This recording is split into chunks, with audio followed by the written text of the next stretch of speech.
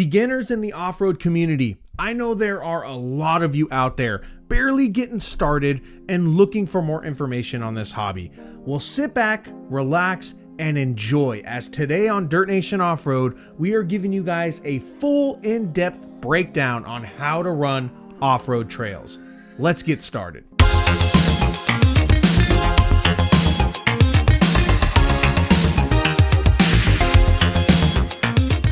Hey, what's up guys? Welcome back to another episode of Back to Basics, where we take a practical and realistic look at all things off-road. Today, we are finally getting out of this room and we're gonna head out there and we're gonna hit a trail together. So specifically for this video, I want to cover all of the basics that a beginner needs to know when they head out there to hit a trail, whether that's alone, with a group, just the things that you wanna know when hitting a trail and how to go about it. With this video and the Back to Basics series, my goal is to help you guys get all the tools that you need to get out there, hit trails, and create memories with great people. Now, if you guys know a beginner out there, or if you're a beginner yourselves, share this video. That's the only way that this gets out there, right? There's no paid promotions, there's no freaking crazy stuff like that, right? The only way this information gets out to people is sharing it. So if you enjoy the things that we're doing here and you feel like this is good information for beginners to have, make sure to share it with the people that you know. Now, getting into the video, today we're actually going to get started right here at home and we are going to do a little bit of research on an off-road trail. My goal is to run something that I don't hit all the time. I want to hit something local, obviously. I don't want to go drive super far for you know, a beginner's video. I want to take a look at some trails that are nearby, maybe something that either I haven't hit before or that I haven't hit very often. Something that's a little unique, something that's interesting. Let's see, we're gonna jump into Onyx Off-Road and let's see what we find. Jumping into the Onyx Off-Road app, I'm gonna be taking a look in the general 15 freeway area. There's a lot of cool trails around there. There's a lot of popular trails. We're gonna skip those for this video. You know, this like Cleghorn, Pile Rock, Lido Creek. We're not doing any of those, but I wanna find something around that area because it is local. And there is a lot of trails around there, so let's see. I'm going to get in here and see what we can find. So this is Cleghorn right here. You guys can see right there. So taking a look, that's a 4 out of 10. That actually sounds about right. So that's the end of Cleghorn. Actually, we might do this one. Let me take a look. I've done that trail before, but let me take a look. So we got Pile Rock right there. What is this? Saw Pit Connector. I think the green ones is a motorbike one, so I don't think we're gonna hit that one. I don't think that would be a good idea. We could possibly do Cloudland Truck Trail. I think Cloudland, it's a pretty cool trail. Not really much going on up there. It's a 2 out of 10. It only takes an hour. I mean, honestly, it would actually be a pretty smart trail to run. Actually, that might be something that we go run for you beginners out there in the future, but let's, you know, I'm not feeling Cloudland today. Getting farther away here. I think this is a little too far. This is all getting into Big Bear over here. We could go run White Mountain, although I don't want to go run White Mountain all alone or with a small group. So let's see. I think I'm going to go back to this other trail that I saw over here. I used to think this was called Sugar Pine Truck Trail, but it's actually called Bailey Canyon. So I think we're going to run this one right here. Bailey Canyon. So it is open. We got muddy and wet, snow and ice, some people. And I think the some people refers to the fact that it's like a lightly traveled trail. So 4 out of 10 should take us 2.1 hours. Dirt Nation time, that's going to take us 6 hours. And we have a low point of 2,000 feet. We got 5,500 at the high point. It just rained a ton yesterday, so there's a small chance we'll probably see some snow up there. There's certainly going to be some harsh weather. We're expecting like cloudy and crazy conditions today, so that'll be interesting. Cool. So I'm going to go ahead and save this. All right, we've got our trail. Now, I already know the trail that we're hitting today. It's just a trail that I've only hit a couple times, and it's been a few years, so I kind of know what I'm getting into. That being said, let's hit the road.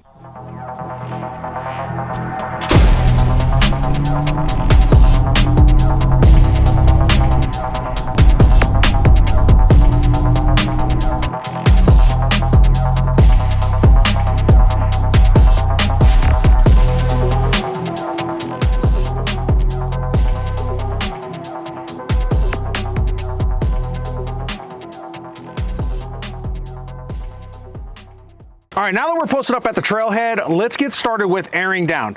Now, for you beginners out there, the reason you want to air down, there's two reasons. First is going to be for better traction. So as you let air out of the tire, it's going to spread the footprint of your tire out more, giving you more traction because you have a lot more of this touching tire or touching rocks, touching dirt, touching mud, whatever it is. So you want to air down to get better traction. And then the second reason is to get a better ride, because as you air this down, this makes this a lot more squishy, which, you know, kind of helps with the suspension on, you know, just soaking up bumps and rocks and whatever it may be. Now, there's a couple different ways you can air down. You could be old school and just take a screwdriver or a key or something and stick it in your valve stem and let air out and then check it afterwards. There's also tools that you can use. So this is an air down gauge right here. This one pulls the valve stem out to where you can let your air out, and then as you close it, it'll let you know what your pressure is. This one is digital. They also make ones that are mechanical. So there's a couple different options. The one that I typically use is a 4-way air down system. So I'll show you this when we do like airing up later in the day. But this one has like a system of hoses that connects to all 4 tires so you can air down all 4 at the same time.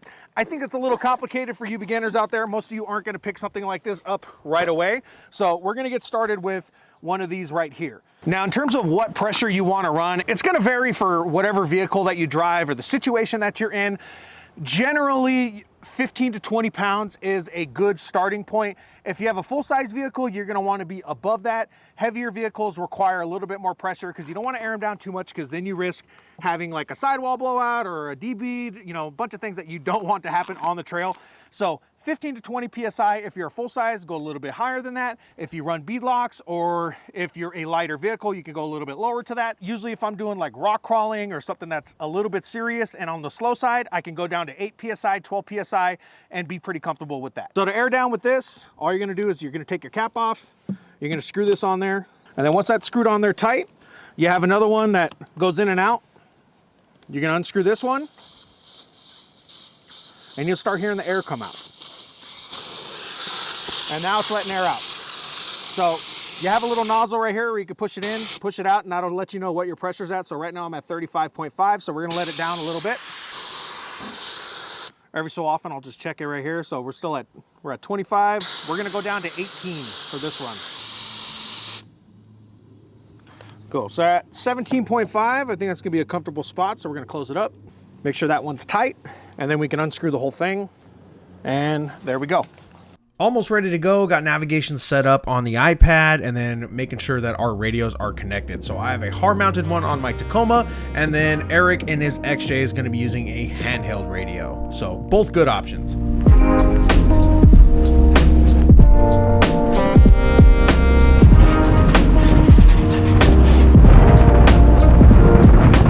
All right, let's talk about some like common tips or things to keep an eye out for. In a nutshell, let's talk about trail etiquette. Now, trail etiquette is something that, you know, for the longest time I've kind of made fun of the word, because there are people that are just, they're so rigid with trail etiquette, right? Kind of become Karens about it. Trail etiquette is definitely useful. It gives us a framework of how we want to conduct ourselves on the trail, the things that we can do to keep trails open, keep trails clean, keep them protected. So let's go over some of the common things that people talk about when it comes to trail etiquette. The first one's going to be give others the right of way. I think the technical term is those going uphill usually get the right of way. The way I usually look at it, and this has always worked for me, every situation is different. So the way I always put it is, if you can give the right of way, especially on a trail like this where it's very tight, it's going to be hard to pass each other, whoever is in the best position to get out of the way, they should do that, right? It doesn't always have to be the person going uphill. Be courteous, be smart, and have a little bit of critical thinking, and you'll be fine. The other thing I'll add with that is I always yield to smaller groups. Typically, you know, as somebody that hosts a lot of runs, I'm used to hosting bigger groups. I'm used to being what they call the trail tampons, or, you know, the trail cloggers, or whatever it may be. I have a responsibility to not hold up everybody else on the trail, right? We're all here to have fun. We're all here to have a good time. So I got to do the best I can, and this is a learning point for you guys to not block up trails, and anytime you get a situation to get out of another group's way that is behind you, you should do so. Next point with trail etiquette: keep a safe distance between vehicles. This is especially important depending on the situation. If you are doing obstacles, if you are going through some pretty rough terrain, you want to do it one person at a time. You know, I'm going to assume we all have a license here. We all know how to drive. When you're on the freeway, when you're on the street, you know, they always say, right, for every car length or for every 10 miles per hour that you are traveling, you want to keep one car length in between you and that other vehicle. It is pretty much the same thing with off-road, except you want to keep a little bit more of a distance, right? Right now we're going at a slower speed. I'm only going 10 miles per hour. So you'll see Eric right behind me. He's probably about 2 car lengths behind me, which is just fine because we're on a flat road. But if we were on a rocky section, or if we were going up and down obstacles, if we're going through some snow or icy stuff, he would be much further behind me just to be on the safe side. Oi! Hitting bumps. There's a rock there. Yeah, you know me, I don't pay attention to rocks, man. I'm sitting there trying to set up the camera to record my next little tidbit, and here I am hitting shit, trying to break another tie rod. Yeah, we definitely don't need that right now. No, I didn't bring the welder today, so let's not.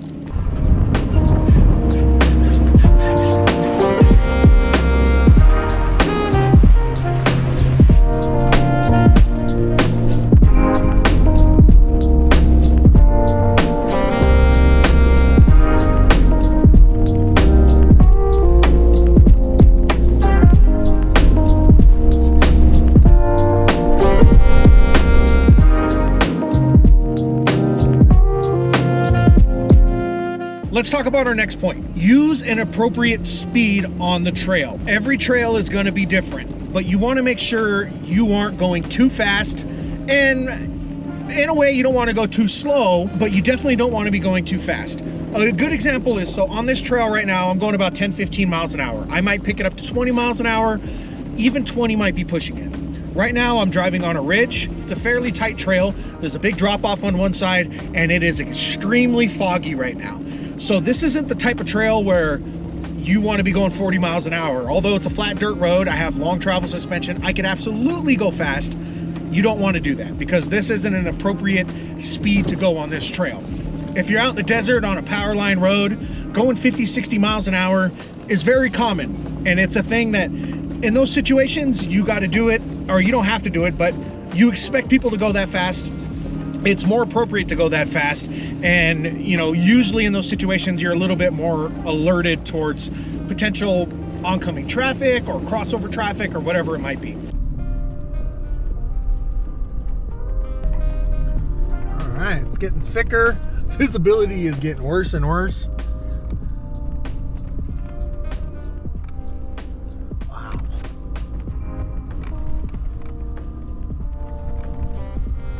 That's closed. No! Wait a minute, we're going the wrong way. Road's getting a little bit rougher, but I'm still in 2-wheel drive. You know, kind of just cruising, nothing to where, hey, we gotta like shift to 4-wheel drive or use lockers or any of that stuff yet. The fog is thick right now. You can't even see, I don't know, 30 feet in front of you, which, you know, makes it interesting, that's for sure. But luckily we do have our map pulled up, so we're able to, you know, figure out where the trail is. You know, back there I did make a wrong turn and pulled up on a closed gate. Usually with closed gates, there's a reason it's closed. You don't want to open the gate. You don't want to break locks or bypass it in any fashion. If the gate's locked, don't go through it. Typically, if the gate is shut but open, it really depends on the area, right? This really depends on the area. But in some cases, you can open that gate, and as long as you close it behind you, you are good to go. Sometimes it's people's personal property where, you know, trails run through private property and they have, let's say they have cattle or something that they don't want to get out, so they'll have little fences or gates set up so that you can go through there. As long as you're respecting the land, respecting the area, you can open the gate, go through it, close the gate behind you, continue through, and do your business. Next, stay on the marked trail. This is particularly important in areas that are protected areas. If it is a Forest Service road, if it is somewhere where you have the risk of things closing down, there are marked trails. you stay on those trails. When you drive off of them, when you create your own obstacles or your own bypasses, you really risk things getting closed down. A good example is, I always talk about Gold Mountain and Big Bear. It's because there's a lot going on that trail. It's a very fun trail. It is a popular trail. That trail has been notorious for people creating their own bypasses. The first and second obstacle used to be able to be bypassed by people would rip down like the side marker gate and drive over that stuff, most of the time going into private property that's back there, and they were risking closing down the trail because at some point the Forest Service was like, this is getting out of hand, we are going to close the trail down if we don't take care of this. Now the group or the off-road group or the club or whoever it is that takes care of that trail, they ended up getting the funding to create a gate and also create a mandatory gatekeeper on that trail, so that it keeps kind of the people that maybe shouldn't be up there, or the people that maybe aren't ready for a trail like that, keep them out of there, so that there's less likely of people trying to create their own bypasses and all that stuff. Anyways, I'm getting on a tangent. Stay on the marked trail. Most of the time, it is going to be obvious where the trail is. If people travel through it frequently, you'll know where it is, and you don't have to worry about that. Something to definitely keep an eye out, and this is the first time seeing it on this trail, is when it gets tight and you have washouts. This is not good. I've fallen in these before, and you definitely don't want to be sliding your truck all the way down there. So be careful of washouts. You know, you got to hug the side to the mountain if you have to. Do what you got to do, but keep an eye out for those. That's another reason why you want to control your speed and make sure you're going at a steady pace, but not too fast to where, hey, you come up on something like this and you could slide in a ditch or slide off a mountain.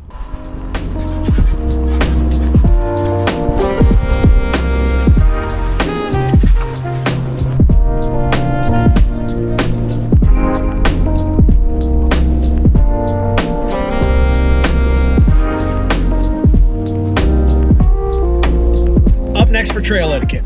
When you do stop on the trail, you want to make sure you are not stopping at a place that is blocking others. We kind of talked about that a little bit. You know, this goes back to being courteous and, you know, letting others pass when they need to. But even if there's nobody around you, when you stop on the trail, you definitely don't want to stop at a point where you are blocking the trail, because you never know what's going to happen, right? There could be somebody flying through here at 40 miles an hour, and if you're on the trail, at that point, it's just as much your fault as it is the other person's fault for going too fast. Most trails have spots where you can stop. Let's say you want to take a piss break, if you want to have some lunch, have a snack, you know, check something out, something's breaking, you're hearing some rattling, whatever it might be, right? Any reason you need to stop, most trails have a specific part that is set aside to where, hey, I can stop, I can let people pass, I can do whatever I need to do, and then get back on the trail. So I just mentioned, you know, waiting till you find an open spot to stop. This would be a good area to stop right here. This is not part of the trail. You know, right where I am right now, see, I am stopped, but you guys wouldn't want to stop right here, right? Stop on the sides. That way you're off the trail, not blocking anybody. Moving on. Now, something to note, when it gets really tight like this, hey, pinstripes, it's definitely a possibility, right? You're gonna have to keep that in mind, right? You bring a big, nice vehicle or something brand new, these bushes, they sure love to brush up against your vehicle. Oh, even right here, look at that, there it goes. Yeah. I don't know if any like stock 4x4 people that have nice vehicles would want to run this trail. Yeah, that's something that, like I'm mentioning on the video here, is that like less traveled trails like this, you're gonna get a lot of pinstriping.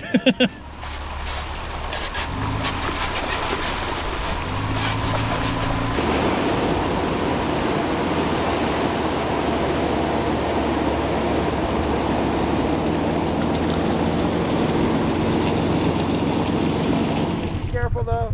Yeah, I'm. That's why I'm going slow. That's why I flashed my lights at you, just in case you could make sure you could see me. I almost hit two of them. Yeah, I'm going slow, so that's why, you know. Yeah, cool stuff. Let me see if I can get you past. Yeah. So there it is, right there. See, you just had a side by side coming through. He was hauling ass. So you know, luckily I was going slow enough, and I have a good amount of lights on the front of my truck, so I was able to flash it up. And although it was hard to pass him, I had to take some, you know, some more pinstripes on the side in order to get past them, but we did it. Trail etiquette: be courteous. Now that we caught some other traffic on the trail, there's a good opportunity to mention you want to let other groups know how many are in your group.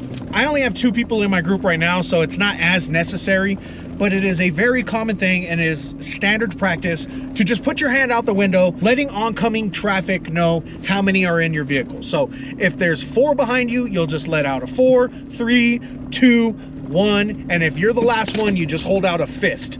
And it's very common, you'll see guys do this all the time. It's kind of like a universal language for off-roading. So if you see guys doing that, at least you know what it means. Me, I have a bigger group usually, you know, so sitting there going like, I got 20, 50, you know, whatever it might be. I mean, we don't, you know, I try not to bring that many on the trail, but you guys get what I'm saying. Just let people know, right? Even if you got to stop and communicate with the leader of the other group and just be like, hey, I got like 20 behind me. Last vehicle in my group is a white Tacoma, or last person in my group, they will, you know, let you know. All right, next one, leave the trail better than you found it. In a perfect world, right? You go out to an off-road trail and there will be no signs that you were there that day, right? No trash left behind, no unnecessary damage to the trail, no, you know, new lines created or bypasses or any of that stuff. You leave the trail better than you found it. Now, there's a couple things that go into that. First is trash, right? You need to make sure that you are not only picking up your trash, but it is all of our jobs to keep the trails clean, right? Because we all love using the trails, we all love abusing the trails. We got to do our best to keep them clean. So beyond picking up your own trash, it is encouraged to pick up other people's trash as well, because there are times where people are just not going to give a shit, and most of the time nobody's going to catch them, but they're still going to leave their trash there, and it is our responsibility to pick up that trash. You want to make sure that we are leaving trails better than we found them. I always carry a trash bag on me, or I have what we call our sacket bags, which is like the trail trash bags. We have those linked down below if you guys want to check them out. There's a bunch of companies that make them. There's a bunch of off-road groups and brands and all that stuff that make them. These things are terrific. You can just load them up with trash, empty them out at the end of the day, and then keep reusing them. The second part of leaving the trail better than you found it is with your driving style. There are trails that you don't want to mess up. Actually, I mean, technically you don't want to mess up any trail, right? And I think there's a little bit of give and take with this. There's trails where spirited driving, you know, thrashing on your vehicle, rock crawling, sending it, doing all that stuff, it is okay. In fact, it is even encouraged, right? That's okay. But if you're on a more mild trail, a trail that is meant for everybody to enjoy, right? Not the type of trail where rock buggies come out and smash on it with 40-inch tires or 42s and kind of tear up the trail, right?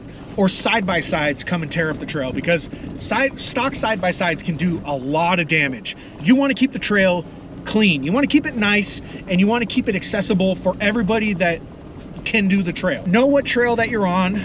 Spirited driving is always a good time. It's always fun, but you don't need to do it on every trail, right? I don't need to go around this corner right here and fucking do a burnout, or, you know, slide my vehicle to where I'm damaging the trail, creating ruts, creating problems, so that the next time somebody comes out here, in order to get through, they got to gas it a little bit and tear up the trail, right? Some of that's going to happen naturally, and that's okay. My point is, leave the trail better than you found it. You don't need to do unnecessary crazy stuff to damage a trail. Leave that for the trails that it's designed for. All right, getting some rutted out steep climbs. So I'm just in regular 4-wheel drive right now.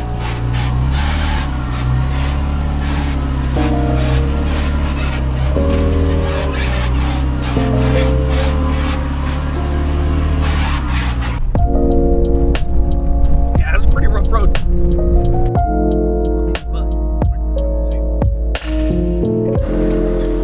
Trail's getting a little rutted. I'm trying to avoid a washout here, so we're doing a little bit of V-notch action, and the wind is picking up quite a bit. We're getting buffeted by the storm. All right, so we're gonna pull up to the side, and then I'm gonna let this guy pass right now. Boom. See?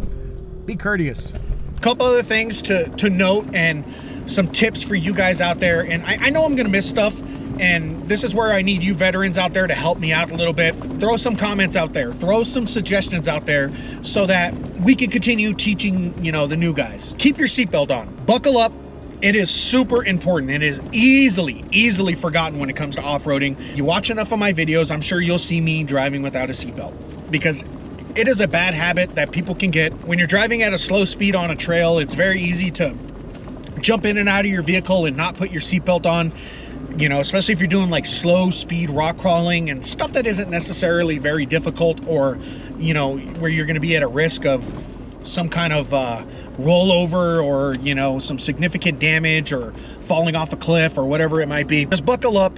It is a safety thing, and all it takes is one time, right? All it takes is one time of you getting ejected out of somewhere, or your passenger, and it'll cost you your life. It's not worth it. Wear your seatbelt on the trails just like you would when you're driving on the street. Another one, keep the items in your bed secured, or even just inside your cab. This is a situational thing. It's not necessary on every single trail. You want to secure and strap stuff down, right? Your ice chest, your cooler, your bags. You want to make sure all of that stuff is secure. If you drive an SUV, like let's say a Jeep Cherokee or a Jeep Wrangler, you want to secure your stuff inside there too, because I've seen people roll over. You got, you know, 100-pound Harbor Freight Jacks getting ejected from the window. You don't want that, trust me. Secure your stuff, tie it down. Maybe you won't break your ice chest like I have. Oh my gosh!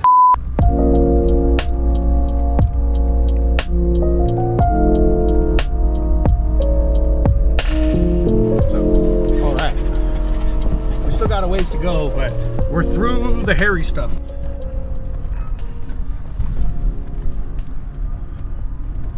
Let's continue.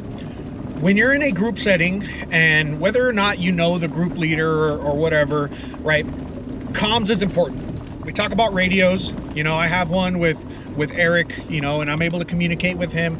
I usually make sure that almost everybody in the group has a radio. It's common for people to not carry radios, especially you beginners, and I understand that. When it comes to radios and communication, you want to make sure you repeat the things that your trail leader says. So if a trail leader calls out, okay, we got a washout over here on the left side, you're gonna say, copy that washout on the left side when you pass it. It can be redundant, but it's a safety thing, and it is just a good practice to repeat things so that if somebody misses it the first time, they catch it the second or third time. Continuing, keep the person behind you in view. This is something that I make a particular point on when I host trail runs. Worry about the person in front of you and the person behind you, right?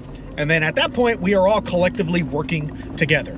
And the reason I emphasize the person behind you is because, yeah, it's very easy to watch the person in front of you and see what they're doing. And yes, you want to do that to maybe follow their lead, you know, follow the lines that they're doing. If there's any kind of, you know, obstacles, and you know how to hit it now that the person in front of you hit it, whatever. The person behind you thing is important because you don't want to leave people behind, right? Keep them in your rearview mirror.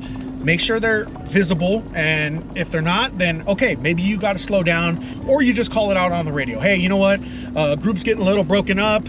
Let's slow down a little bit and let everybody regroup.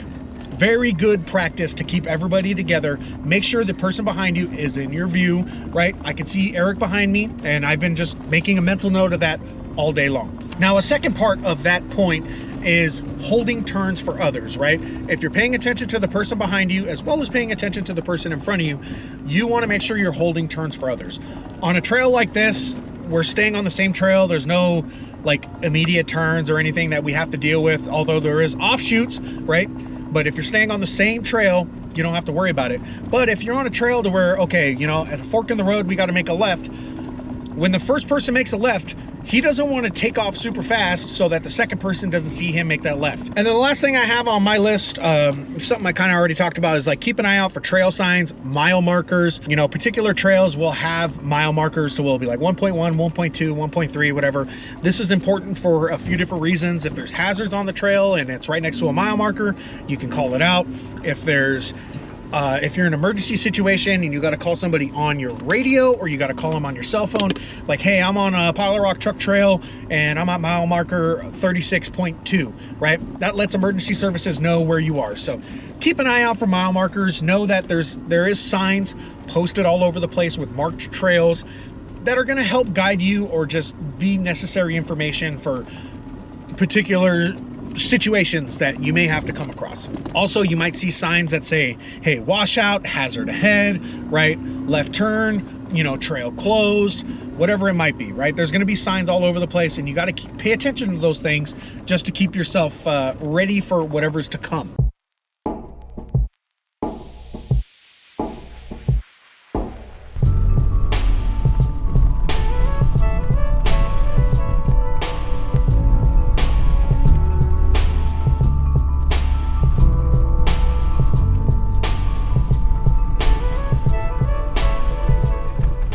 So there's no real like obstacles on this trail, but there is this. So we're gonna climb it.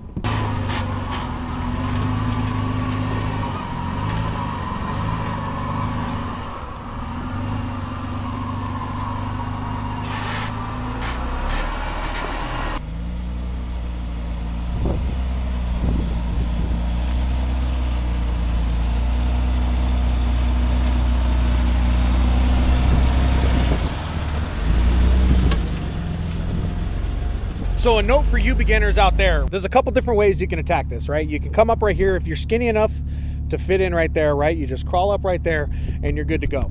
You can drive in this ditch, but then you risk hanging up cross members, your belly, to where you might like kind of turtle out. It really depends on the ground clearance that you're working with. If you have a little bit more flex, you can go up and do what Eric did right here. So see how I did the same thing. So I crawled up my tire right there. He crawled up his tire right here to where you kind of do a V-notch coming up. So a couple different ways to look at it. We'll do a little bit in depth on like spotting and hitting obstacles in a future video. For now, we're just doing like basic beginner stuff, but that is just a little sneak peek at things to come on Back to Basics. Let's get it. Ooh, washouts.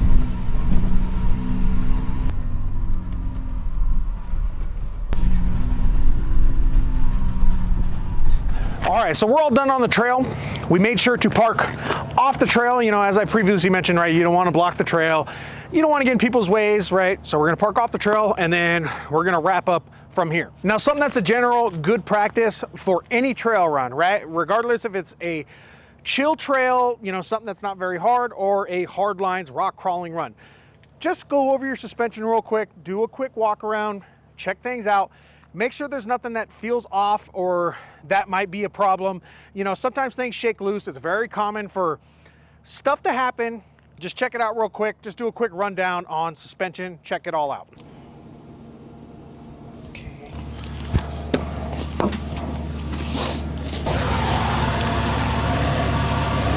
So another thing that you'll need, obviously, if we're airing down our tires, we're gonna have to put them back up to pressure in order to, go on the street, go on the highway.